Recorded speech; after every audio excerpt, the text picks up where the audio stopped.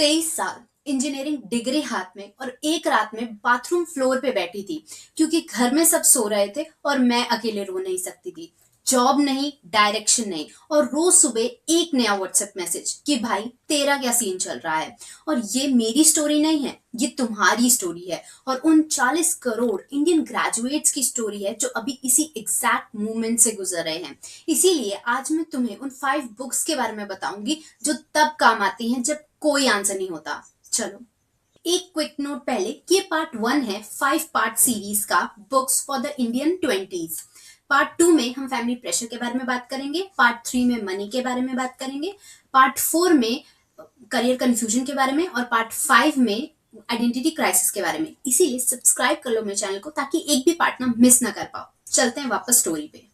सोचो वो दिन, convocation ceremony, happy smile, proud parents, photo खिंचवाई, डिग्री मिली, सब ठीक था।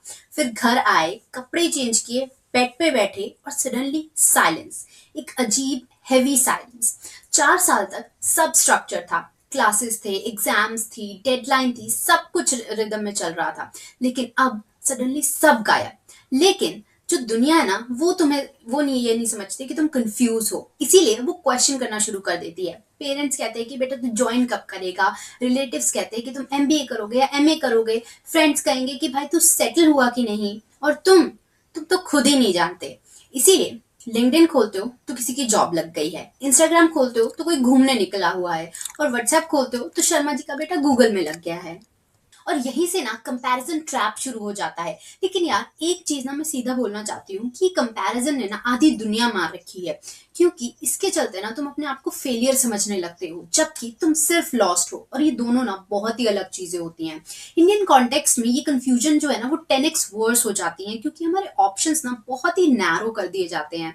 इंजीनियरिंग करनी है तो सॉफ्टवेयर इंजीनियर, कॉमर्स है तो सीए या एमबीए, और अगर आर्ट्स ले ली तो भाई तुम तो फिर भगवान भरोसे ही हो। ये क्रिएटिविटी के पाथ, रिस्की पाथ, ये सब तो बिल्कुल ही अलाउड नहीं है। मुझे याद है कि मेरी पॉल साइंस की टीचर, एक दिन हम बैठ के बात कर रहे थे तो उन्होंने कहा कि उन्हें टैटू आर्टिस्ट बनना है, ये उनका मतलब पैशन था, उन्हें बहुत पसंद था। बट उनके पेरेंट्स ने कहा कि ये बेकार के काम नहीं करने, तो फिर अब वो टीचर बन गई हैं। तो इस एग्जाम्पल से हम समझ ही सकते हैं कि कुछ भी अगर आप अलग चूज करते हो तो फिर वो बेकार का हो जाता है, वो उसमें कोई स्कोप नहीं है।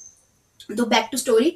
बट ये सारी चीजें जो होती है ना ये नॉर्मल होती हैं, क्योंकि 25 तक ना तुम्हारा जो ब्रेन है वो डेवलप ही हो रहा होता है, और इमोशनली तुम एक आइडेंटिटी से दूसरी आइडेंटिटी में ना शिफ्ट करते हो। लेकिन देयरफॉर ओवरवेल्म फील करना ना ऑब्वियस है, लेकिन ये कोई नहीं बताता। Everyone expect you to figure it out instantly and perfectly. इसीलिए ये 5 बुक्स ना बहुत काम की हैं, क्योंकि ये वो चीज बताती हैं जो कोई नहीं बताता। ये सिर्फ डायरेक्शन नहीं देती हैं, ये उससे बेटर चीज देती हैं, क्लैरिटी ढूंढने के टूल्स। तो चलो देखते हैं पहली बुक। और इसका एक सवाल है जो मैं चाहती हूँ कि तुम पूरे वीडियो में ना खुद से पूछो कि क्या तुमने कभी सीरियसली खुद से ये पूछा है कि यार मैं किस चीज में अच्छा हूँ। ऑनेस्ट आंसर कभी नहीं, क्योंकि हम ना हमेशा ये पूछते हैं कि यार स्कोप किस चीज में है, लेकिन ये दोनों सवाल ना अलग हैं, और ये बुक ना इसी सवाल का जीपीएस है। रिचर्ड बॉलिस, करियर काउंसलर, ये कहते हैं कि जॉब हंटिंग से पहले ना तुम्हें सेल्फ इन्वेंट्री करनी चाहिए, और उसके लिए ना वो एक अमेजिंग एक्सरसाइज भी देते हैं जिसका नाम है फ्लावर एक्सरसाइज, जिसमें सेंटर में तुम हो और सराउंड में जो पेटल्स है ना वहां तुम्हारे skills, interest, ideal work environment, salary needs, ये सब आ जाएगा। जब तुम इन पेटल्स को जेन्युइनली फिल करना शुरू करोगे ना बिल्कुल प्योर ऑनेस्टी से, तो तुम्हारे पैटर्न्स दिखने लगेंगे और तुम्हें डायरेक्शन मिलेगा। बट इंडियन कॉलेजेस में ना ये कोई नहीं सिखाता। वहाँ पे जो रिक्रूटमेंट सेल होता है ना वो मास रिक्रूटमेंट के लिए होता है बस। इंडिविजुअल करियर बिल्डिंग ना जीरो होती है, और ये बुक ना उसी गैप को फिल करती है। और पता है ऑथर की बेस्ट लाइन क्या है यहाँ पे, कि कंपनीज ना लकी है कि वो तुम्हें हायर कर रही हैं अगर तुम उनके लिए राइट फिट हो। हम ना ये बोलते हैं कि हम बहुत ही ग्रेटफुल हैं अगर हमें कोई हायर कर ले, तो ये ना थोड़ा कंडीशनिंग जैसा लगता है। यहाँ ऑथर का ये कहना है कि भाई तुम्हारे पास एक स्किल सेट है और तुम वो एक कंपनी को ऑफर कर रहे हो, कोई बेगिंग नहीं कर रहे हो। यही तुम्हारा माइंडसेट होना चाहिए। इस माइंडसेट से होगा क्या कि इंटरव्यू के टाइम पे या जब भी तुम जाओगे वहां पे, तो तुम्हारा जो कॉन्फिडेंस है ना वो बिल्कुल ही अलग होगा, बॉडी लैंग्वेज अलग होगी, जो कि जरूरी भी है, तभी वो तुम्हें हायर करेंगे। सो ये चीज ना ओवर नहीं होनी चाहिए, बस इसका ध्यान रखना। और इसमें अब प्रैक्टिकल स्टेप्स ये हैं कि तुम ना एक वीकेंड निकालो और ये फ्लावर एक्सरसाइज को ना स्टार्ट करो। ऑनेस्टली जो भी तुम्हारी चीजें हैं ना वो लिखो, अपनी सारी स्किल्स लिख दो, टेक्निकल, सॉफ्ट, अपनी वैल्यूज लिखो, ताकि तुम्हें ना अपने पैटर्न्स दिखने लगे। दूसरी बुक ने मेरा सबसे बड़ा बिलीफ तोड़ दिया, और ऑनेस्टली मुझे ना पहले बहुत गुस्सा आया था, क्योंकि ये बिलीफ था फॉलो योर पैशन, और ये एडवाइस ना यार गलत है। कार्ल न्यूपोर्ट एमआईटी प्रोफेसर ये प्रूव करते हैं। देखो, इस बुक का जो आर्ग्यूमेंट है बिल्कुल सिंपल है कि जो पैशन है वो प्री एग्जिस्टिंग नहीं होता है, पैशन अमेजोन पे नहीं मिलता है। पैशन तब बिल्ड होता है जब तुम किसी चीज में ना एक्सपर्ट बनते हो, अच्छे बनते हो। देखो, तुम्हारा जो सवाल है ना वो ये नहीं होना चाहिए कि मेरा पैशन क्या है, तुम्हारा सवाल ये होना चाहिए कि कौन सी ऐसी स्किल है जो रेयर है और वैल्यूएबल बन सकती है। और इंडियन कॉन्टेक्स्ट में ना ये चीज़ें थोड़ी क्रिटिकल भी हो जाती है, क्योंकि हम में से मोस्ट ऑफ द लोगों की जो फर्स्ट जॉब है ना वो कभी भी पैशन अलाइन नहीं होती है। ठीक है, जो इंजीनियरिंग स्टूडेंट्स हैं वो सॉफ्टवेयर कंपनी में लग जाएंगे, जो कॉमर्स के हैं वो बैंक में या सीए में लग जाएंगे, और फिर ना कई लोगों के मन में ये फीलिंग आती है कि यार ये काम मेरे लिए नहीं है। लेकिन न्यूपोर्ट कहते हैं कि नहीं, रुको, एक्सपर्ट बनो। ऑथर यहाँ पे ना करियर कैपिटल की भी बात करते हैं कि स्किल्स, रेपुटेशन एंड कनेक्शन ये ना तुम्हारी एक्चुअल करेंसी है। लेकिन जब भी तुम फ्रेश ग्रेजुएट होते हो तो ये करेंसी जीरो होती है तुम्हारे पास, लेकिन तुम्हारी फर्स्ट जॉब ना इसका बिल्डिंग फेज होती है। इसीलिए उस टाइम पे तुम्हें अपने पैशन को फॉलो ना करके उस चीज में गुड बनना चाहिए जो तुम अभी कर रहे हो, इतना अच्छा कि कोई तुम्हें इग्नोर ही ना कर पाए। फॉर एग्जाम्पल कि अगर तुम सॉफ्टवेयर इंजीनियर हो लेकिन तुम्हें फोटोग्राफी भी पसंद है, तो क्या करो कि अभी तुम अपनी इंजीनियरिंग जॉब रखो, उसमें सीनियर बनो, अपनी सैलरी इंक्रीज करवाओ, रेपुटेशन बनवाओ, उसके बाद फिर तुम फोटोग्राफी के जो है साइड प्रोजेक्ट्स करना शुरू कर दो।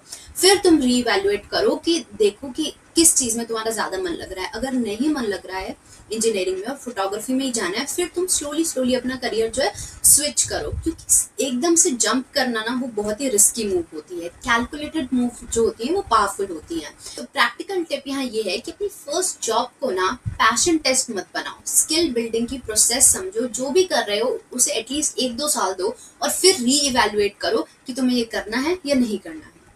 तीसरी बुक ना थोड़ी अलग है। पहली दो बुक्स तुम्हें बताती हैं कि तुम्हें क्या करना है, जबकि तीसरी बुक तुम्हें बताती है कि जो अभी तुम फील कर रहे हो ना यार वो बिल्कुल नॉर्मल है। सत्या डोएल बायोक, एक थेरेपिस्ट की ये बुक ना स्पेशली तुम्हारे 20s के इमोशनल स्ट्रगल्स पे ही लिखी हुई है, और इसका एक ही काम है तुम्हें वैलिडेट करना।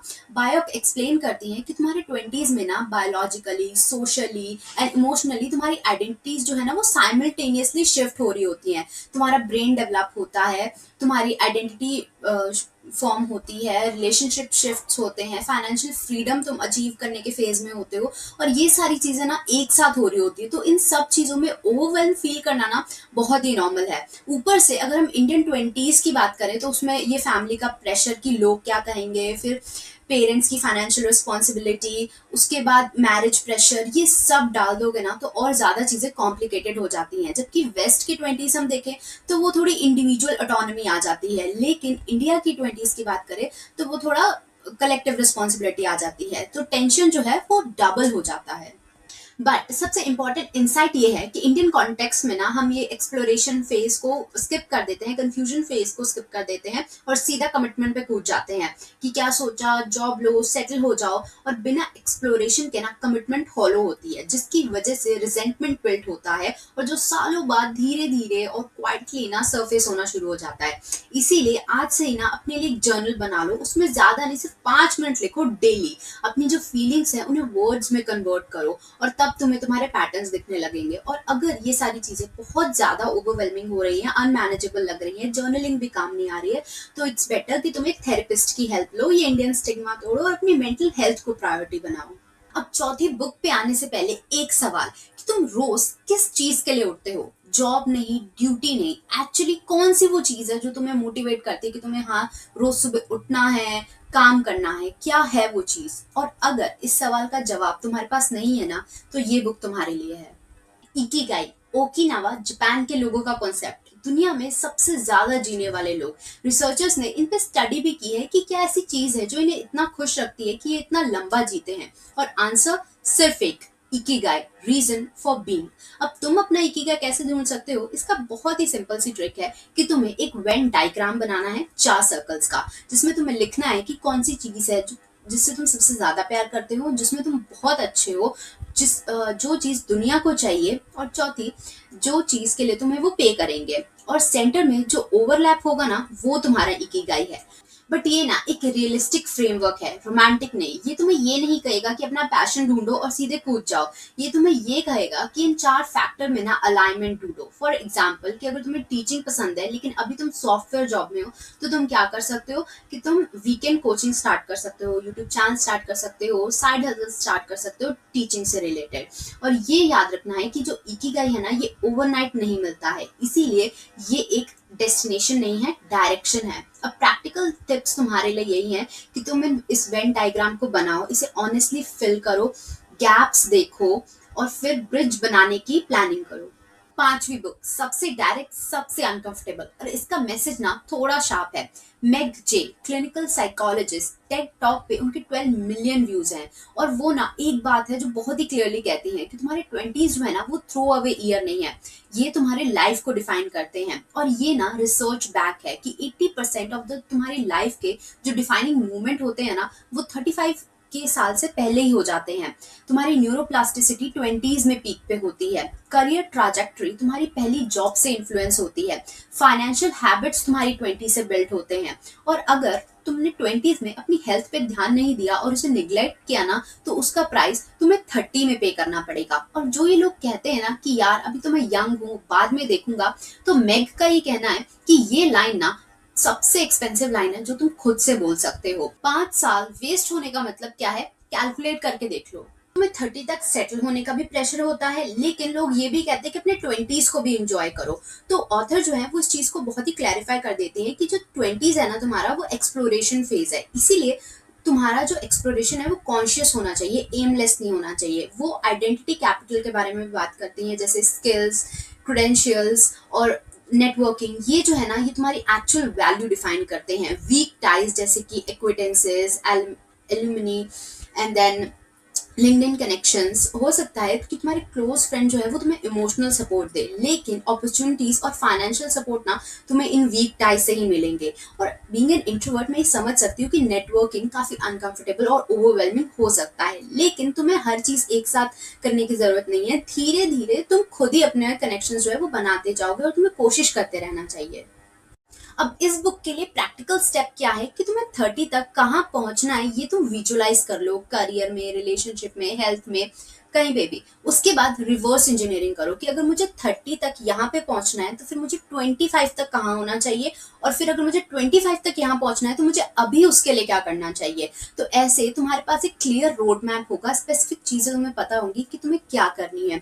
एक और चीज जो मैं अपनी तरफ से ऐड करना चाहती हूँ कि अगर बाय चांस कि 25 तक तुम वहां नहीं पहुंचते हो जहां तुमने अभी प्लान किया है, तो ये मत सोचना कि ये दुनिया का एंड हो गया है। नहीं, हो सकता है कि गॉड ने तुम्हारे लिए कुछ बेटर प्लान करके रखा हो। तो थोड़ा फ्लेक्सिबल बनो। ये मत सोचो कि अगर एक चीज नहीं हुई या जैसा मैंने प्लान किया था वैसे नहीं हुआ तो दुनिया ही खत्म है या कुछ होगा ही नहीं इसके आगे।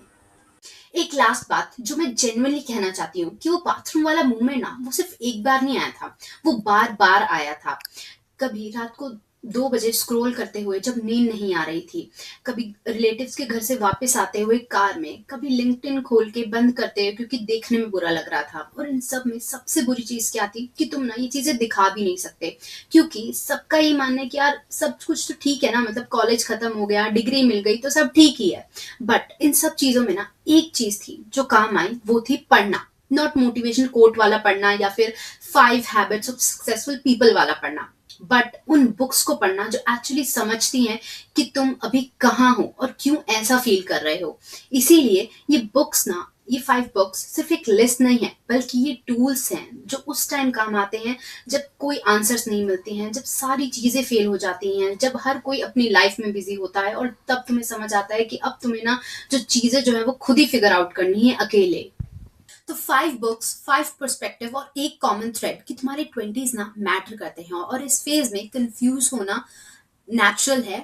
ये कोई प्रॉब्लम नहीं है, ना ही कोई वीकनेस है। तो तुम्हें 3 चीजें याद रखनी है। पहली, कि सेल्फ नॉलेज पहले, जॉब सर्च बाद में। जब तुम्हें पता होता है कि तुम किस चीज में अच्छे हो ना, तो डायरेक्शन अपने आप आ जाता है। दूसरी कि ये जो फेज है वो प्रोसेस है, प्रॉब्लम नहीं है, इसे एक्सप्लोर करो ग्रेजुअली बिना किसी गिल्ट के। एंड तीसरा, तुम्हारे जो 20s है ना वो थ्रो अवे नहीं है। आज के लिए हुए कॉन्शियस डिसीजन ना अगले 10 सालों में तुम्हें रिजल्ट्स देंगे। तो ये 5 वीक सिंपल प्लान फॉलो करो। वीक 1 में फ्लावर एक्सरसाइज, वीक टू में क्राफ्टमैन्स माइंडसेट, वीक 3 में जर्नल शुरू करो, वीक 4 में इकिगाई डायग्राम कंप्लीट करो, एंड वीक 5 में 30 तक कहाँ पहुंचना है ये डिसाइड करो। रिवर्स इंजीनियरिंग करो। गारंटीड है कि क्लैरिटी नहीं मिलेगी, बट गारंटीड है कि धीरे धीरे ना जो चीजें हैं वो क्लियर होना शुरू हो जाएंगी और डायरेक्शन ज्यादा दिखने लगेगा। अब एक और चीज कि वो जो बाथरूम वाली बात बोली थी ना मैंने, वो परमानेंट नहीं होती है। और ये तुम्हें ना कोई नहीं बताता, क्योंकि हर कोई ऐसे ही प्रिटेंड करता है कि उन्हें पता ही था, और लिंक्डइन पे तो तुम्हें बिल्कुल ही नहीं दिखेगा ये। लेकिन वो जो फीलिंग होती है ना, लॉस्ट वाली, कंफ्यूज्ड वाली और बिहाइंड रहने वाली, वो हर किसी को होती है। तुम अकेले नहीं हो। और ये चीज ना एक फेज है, और फेज खत्म होते हैं जब तुम एक्टिवली कोशिश करते हो उनसे बाहर निकलने की। तो ये याद रखो कि तुम अकेले नहीं हो। मैंने जो वो 40 करोड़ वाली बात बोली थी ना, वो ऐसी नहीं बोली थी, वो सीरियसली बोली थी। ये था part 1 career confusion. Next week part 2 family pressure, वो बुक्स जो सैनिटी बचाती हैं जब रिलेटिव्स अटैक करते हैं। तो अब तुम मुझे कमेंट में बताओ कि इनमें से, इन पांचों में से कौन सी ऐसी बुक थी जो तुम्हें सबसे ज्यादा रिलेटेबल लगी। और अगर ये वीडियो हेल्पफुल लगा हो तो इसे लाइक एंड शेयर जरूर करना अपने उन दोस्तों के साथ जो सेम कंफ्यूजन से गुजर रहे हैं, और मेरे चैनल को सब्सक्राइब करो। And I will see you next time. Take care and happy reading.